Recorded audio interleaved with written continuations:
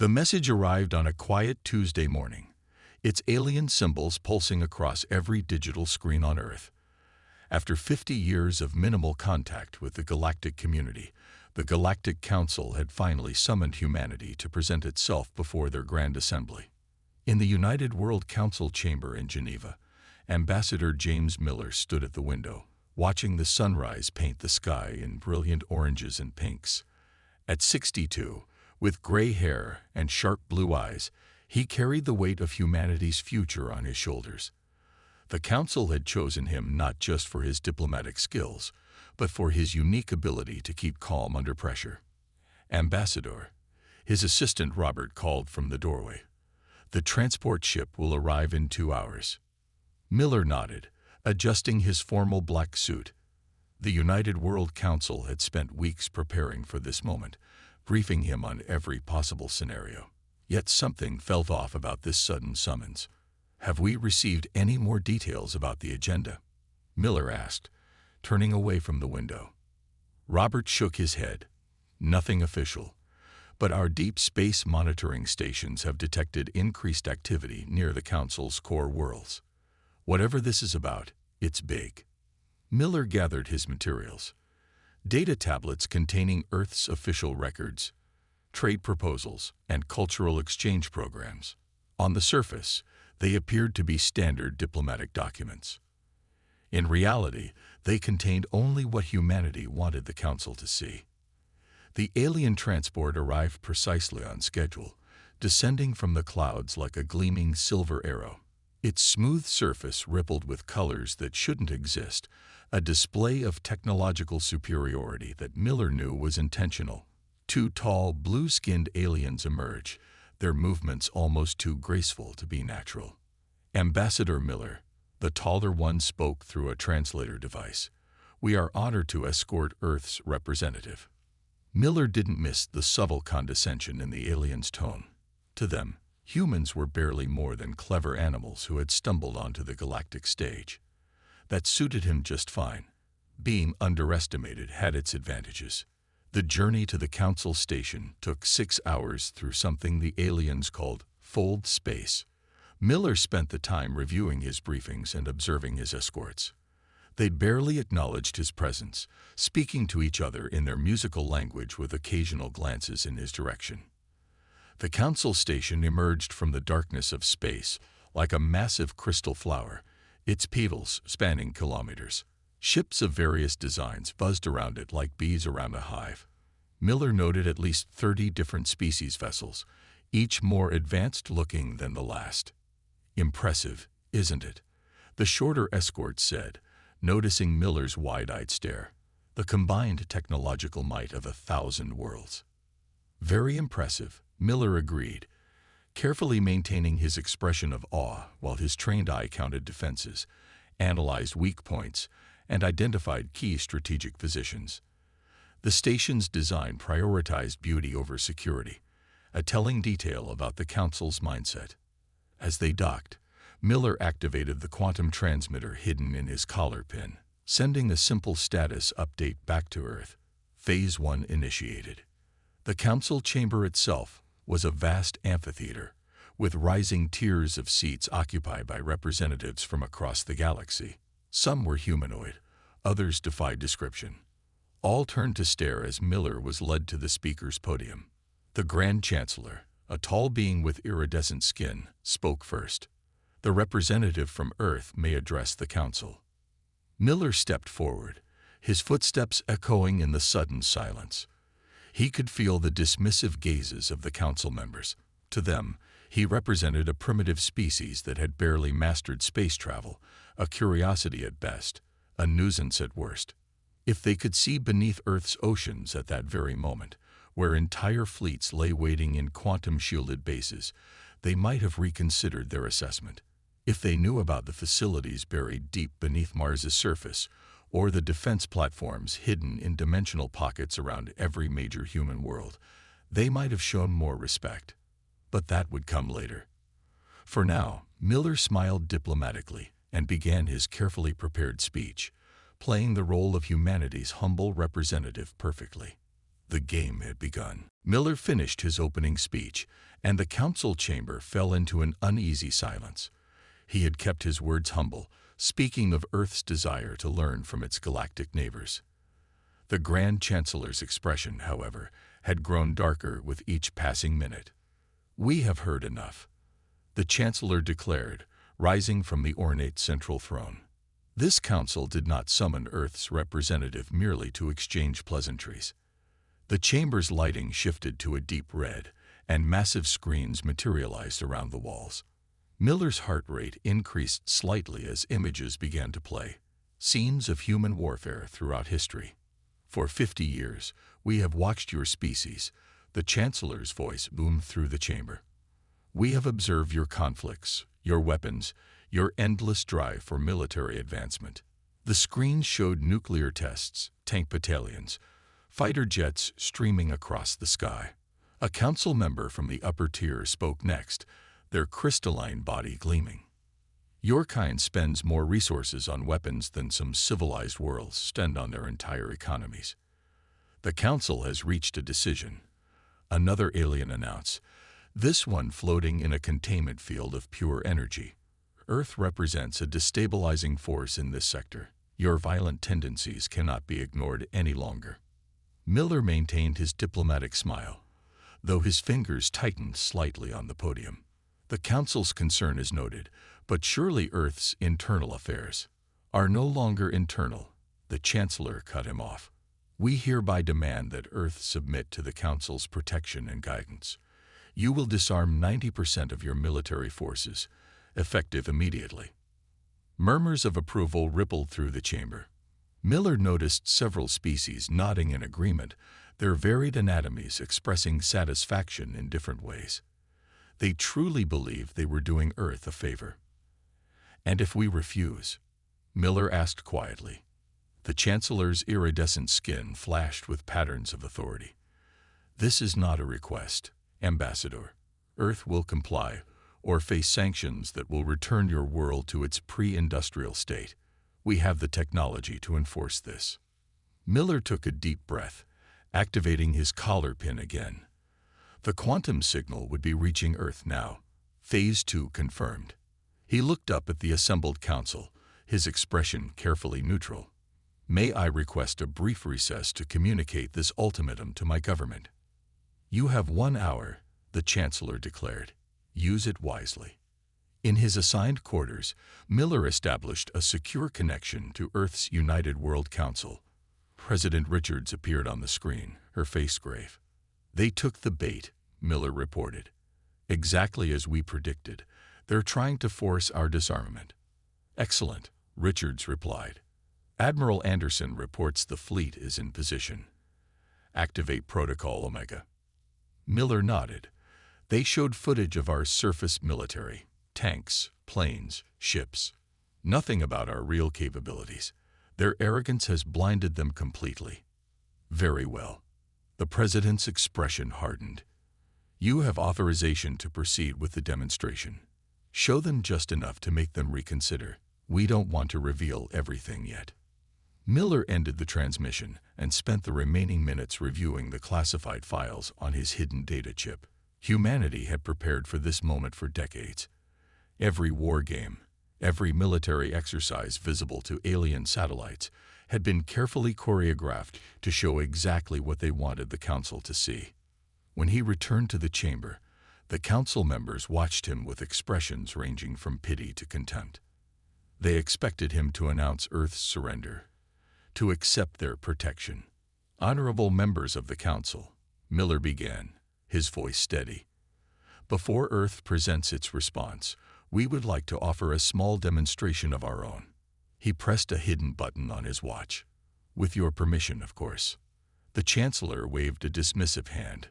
"If you believe it will make any difference, proceed." Miller smiled, and this time there was nothing diplomatic about it.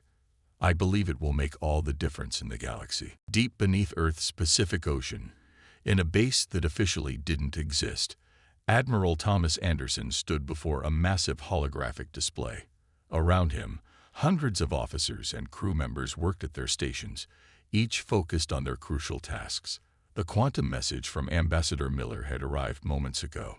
All stations report ready, his second-in-command, Captain Lisa Reed, announced. Her fingers danced across the control panel, bringing up status reports from bases hidden across the solar system.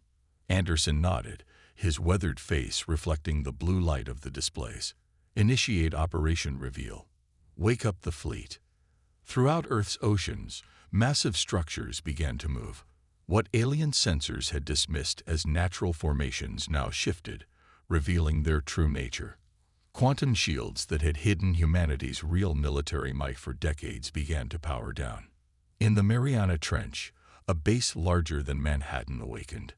Its doors, disguised as the ocean floor, slid open silently. Ships emerged, not the primitive spacecraft the Council knew about, but vessels that combined reversed-engineered alien technology with human innovation. First wave launching, Captain Reed reported. Stealth systems holding. Similar scenes played out in the Atlantic, Indian, and Arctic Oceans. Hidden bases activated one by one, releasing ships that had never been logged in any official record. Each vessel carried weapons developed in secret, testing grounds buried deep beneath the Mars surface, far from prying eyes. Back in the Council chamber, Ambassador Miller watched the confusion spread across alien faces as their sensors began detecting anomalies. The Chancellor's iridescent skin pulsed with patterns of alarm. "What is happening?" the crystalline Council member demanded. "Our sensors are detecting energy signatures that weren't there before." Miller stepped forward. "Did you really think you knew everything about Earth's capabilities? That we would display our true strength where anyone could see it?" The chamber screens flickered, then showed new images. The Council members watched in growing shock as humanity's hidden fleet revealed itself. Ships rose from the oceans, their designs unlike anything the aliens had seen before. They combined the sleek efficiency of alien technology with humanity's distinctive creativity. "Impossible," the Chancellor whispered. "Our surveys showed nothing like this." "Of course they didn't," Miller replied calmly. "Humanity learned long ago that survival sometimes depends on being underestimated. Every primitive weapon you saw, every basic ship we displayed, was part of a carefully crafted illusion." In Earth orbit, the first wave of ships took position. Their hulls gleamed with a material that absorbed light and energy, making them nearly invisible to traditional sensors. Weapon systems powered up, not simple projectiles or lasers, but technologies that the Council had thought beyond human understanding. Admiral Anderson's voice came through Miller's hidden communicator. "Fleet in position, ready for demonstration." Miller addressed the stunned Council. "What you're seeing is just the first wave, a small fraction of Earth's true military capability. We have bases throughout our solar system, ships that combine your technology with our innovations in ways you never imagined." The floating Council member in the energy field descended to Miller's level. "How did you hide all this?" "The same way Earth's creatures hide in plain sight," Miller explained. "We learned from our planet's deep sea life how to become invisible. We study our magnetic field to develop better shields. We took every scrap of alien technology we could find and improved it." The Chancellor's voice shook slightly. "And now you reveal this. Why?" Miller's expression hardened. "Because your ultimatum forced our hand. Earth will not disarm. We will not submit to your protection. Instead, we offer a choice. Recognize Earth as an equal member of the galactic community, or discover exactly how much more we've been hiding." The Council chamber erupted in chaos as representatives argued among themselves. Through it all, Miller stood calmly, knowing that this was just the beginning. Above Earth, Admiral Anderson's fleet held position, a silent reminder that humanity was done playing the role of a primitive species. The real negotiations were about to begin. The Council chamber's chaos slowly settled into a tense silence. The Grand Chancellor, trying to regain control of the situation, rose from his throne. "Very well, Ambassador Miller," the Chancellor spoke, his voice carrying a hint of strain. "You have our attention. Show us this demonstration you mentioned." Miller touched his communication device. "Admiral Anderson, you may proceed with Phase 1 of the demonstration." Above Earth, the hidden fleet began its carefully planned display. The first wave of ships, already visible to the Council's sensors, suddenly vanished. Not through any known stealth technology, but by slipping sideways into pocket dimensions the human scientists had discovered decades ago. "Impossible," a reptilian council member hissed. "They've all disappeared." Before anyone could react further, the ships reappeared in perfect formation around the council station. No warning, no energy signature, just instant materialization.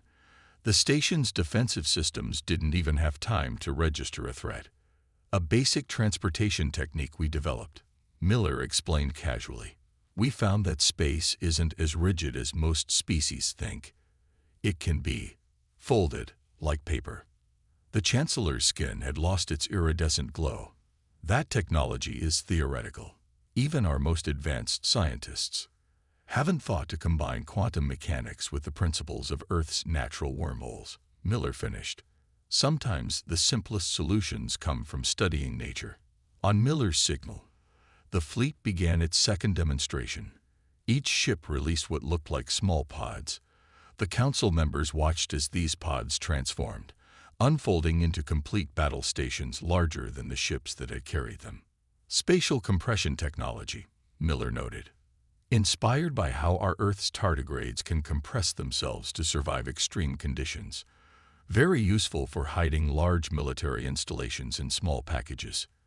Admiral Anderson's voice came through the chamber speakers. "Beginning weapons demonstration. Low power mode only." The Earth ships powered up their main weapons. Instead of the expected energy beams or plasma torpedoes, rings of pure gravitational force emerged, dancing between the ships in complex patterns. The display looked almost beautiful, like an orbital ballet. "Our gravity weapons," Miller explained.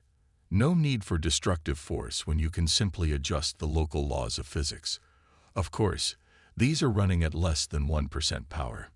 The Council's technical experts rushed to analyze the demonstration, their devices struggling to understand what they were seeing.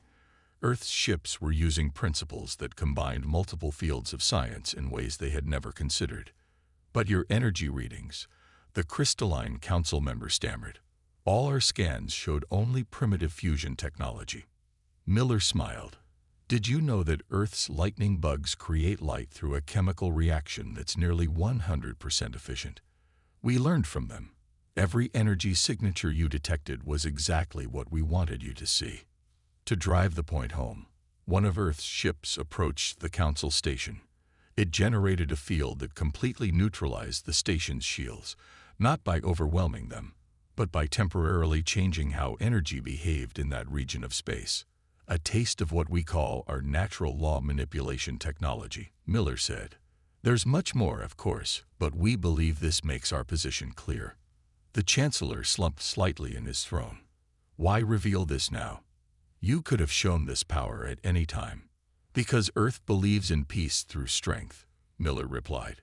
"We kept these advances hidden not out of fear, but out of hope that the galaxy would accept us as equals without the need for demonstrations. Your ultimatum proved that hope premature."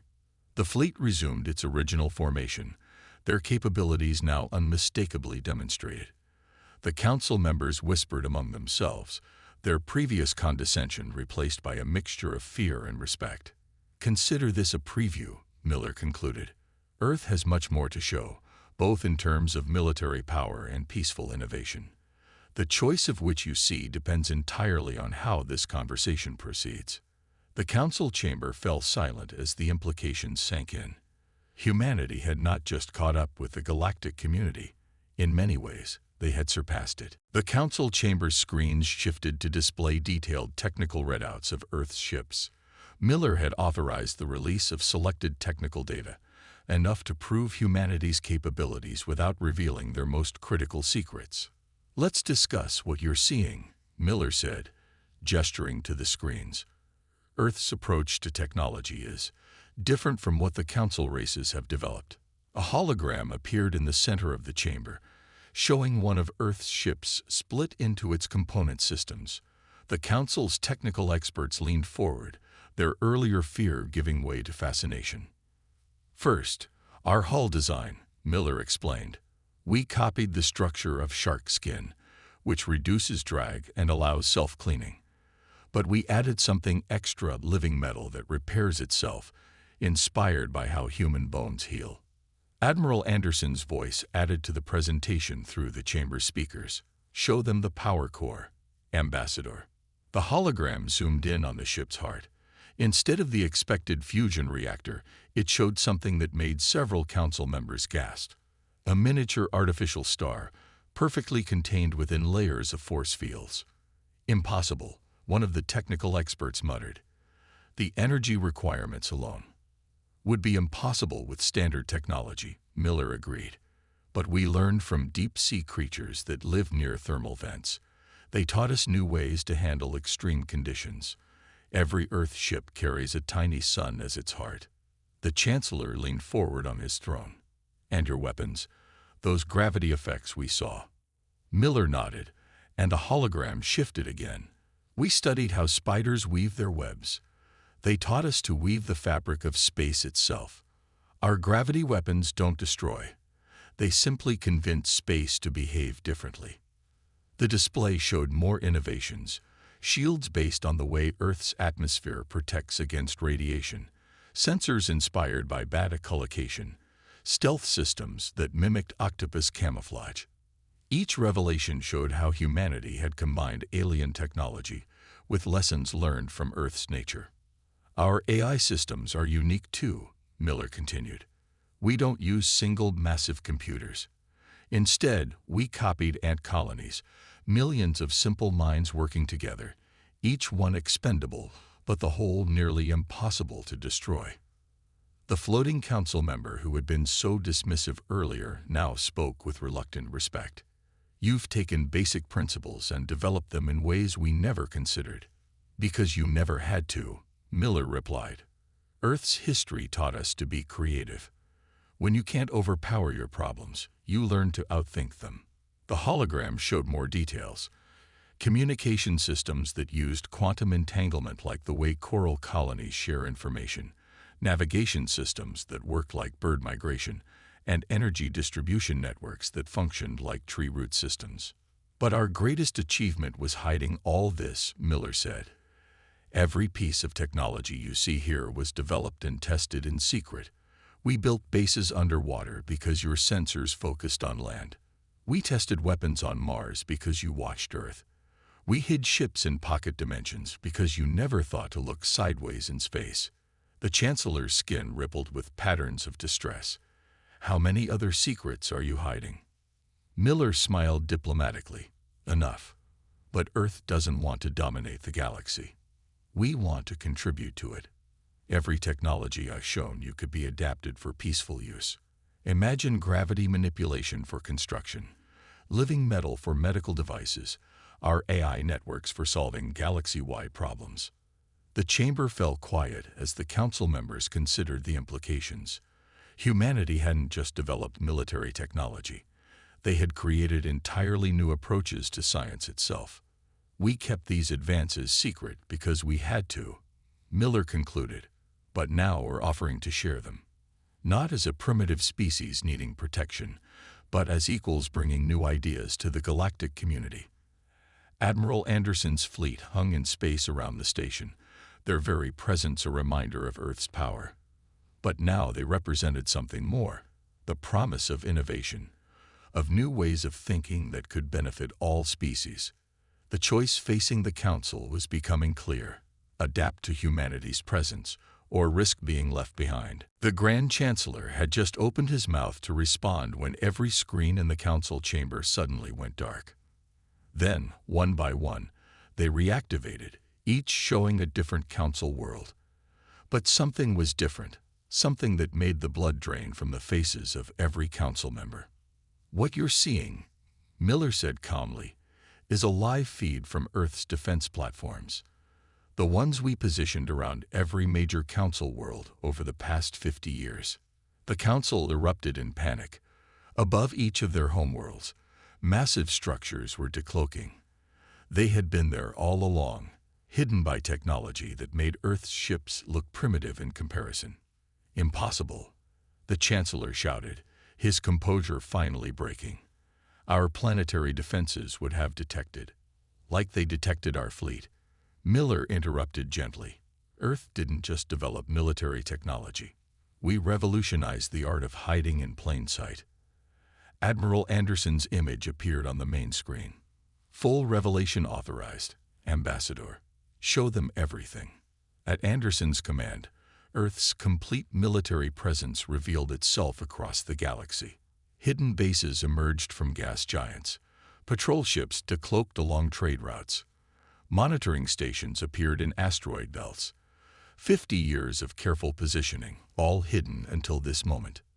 By our last count, Miller said, reading from a datapad, Earth has placed approximately 1,000 defense platforms, 200 forward bases, and 50 rapid response fleets throughout Council space, all without anyone noticing.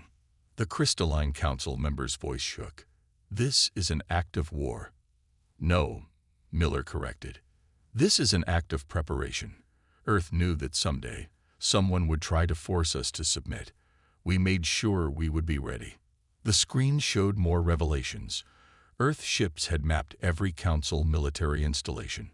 They had tracked fleet movements, analyzed defenses, and prepared countermeasures for every possible scenario. The defense platforms are purely defensive, Miller explained. They've never had weapons armed. They're simply there to discourage any aggressive actions against Earth. A new hologram appeared, showing the true extent of Earth's military network. It looked like a spider's web, with Earth at the center and strands extending to every corner of Council space. We call it the Guardian Network, Miller said. It's been growing slowly, piece by piece, ship by ship. Every time the Council sent observers to Earth, we let them see exactly what we wanted them to see. While they watched our primitive space program, our real ships were building this. The Chancellor had sunk back in his throne, his skin now a pale, lifeless color. Why reveal all this? You could have kept this hidden, used it as a secret advantage. Miller's expression softened slightly. Because Earth believes in honest diplomacy. We're revealing this now to prevent misunderstandings, to show that while we won't be bullied, we also won't abuse our power. To demonstrate this point, Miller activated another display. It showed Earth ships providing hidden support during various crises throughout Council space, stopping natural disasters, quietly preventing accidents, even defending Council worlds from unknown threats. We've been protecting Council space all along, Miller explained. Not because we had to, but because we believe in being good neighbors, even if our neighbors didn't know we were there. The chamber fell silent as the Council processed these revelations. Everything they thought they knew about humanity had been wrong.